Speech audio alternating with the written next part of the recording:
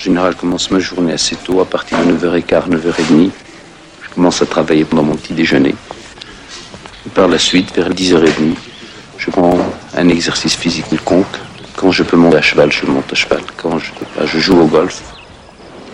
Nice shot.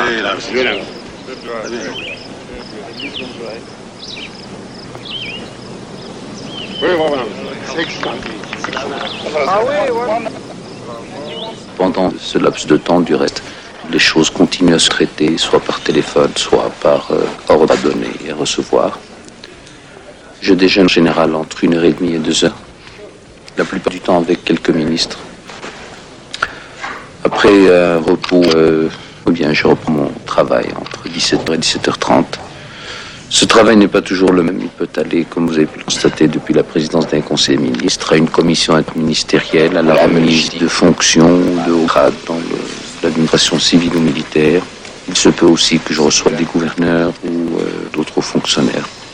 Et puis, à partir de 7h30, je rentre chez moi. Toujours avec énormément de courriers à signer, des avis à donner, des orientations, des directives. Et ça n'arrête pas.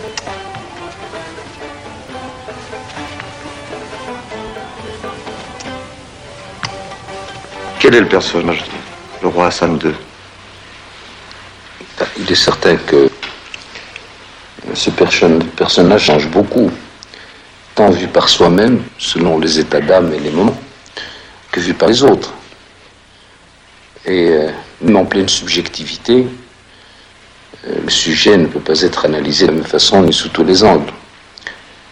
Par exemple, quand je me juge et que je juge mes actes, ça dépend du moment, du cadre, de la journée, le travail accompli, des problèmes en suspens, de la façon dont certains ont été résolus. Il est certain que le jugement n'est pas toujours le même. Je pense que tout jugement porté sur ma personne maintenant, dans l'état actuel des choses, dans cette bouilloire qui est l'humain, dont on ne sait s'il faut aborder ces problèmes démographiques ou ces problèmes de nutrition, ces problèmes d'équilibre social, ou ces problèmes de paix familiale. Il est certain qu'on voit mal le cheminement que peut faire un petit navire sur cette bouilloire.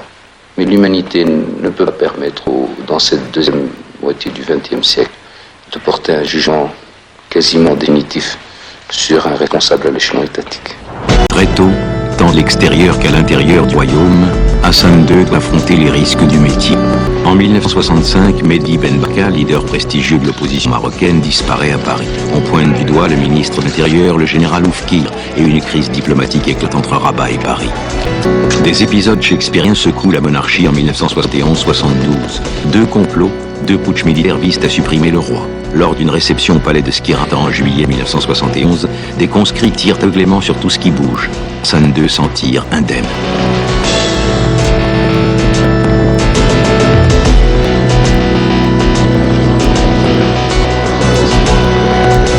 Vous avez été souvent déçu, trompé, trahi même. Vous savez, Comment expliquez-vous ces trahisons? Vous savez, il est déjà tellement difficile d'expliquer ce qui se passe en soi qu'il serait prétentieux de décrire ce qui peut se passer dans l'esprit d'autres personnes, d'autant qu'il y a certaines dont je préfère ne pas parler.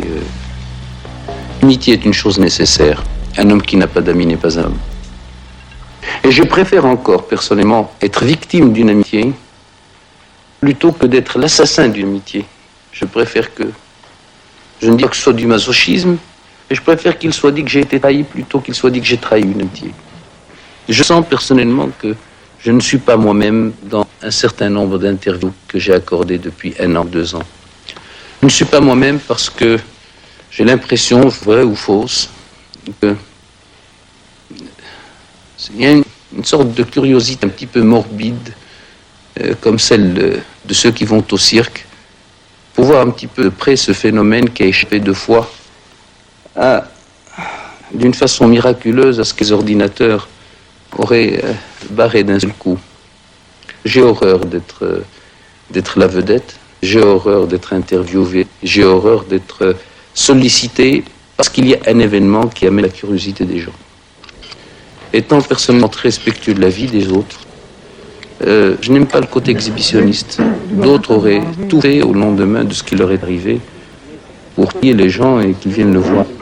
Je peux vous assurer que j'étais personnellement tellement déçu par certaines presses que je suis prêt à payer pour que personne ne vienne plus me voir.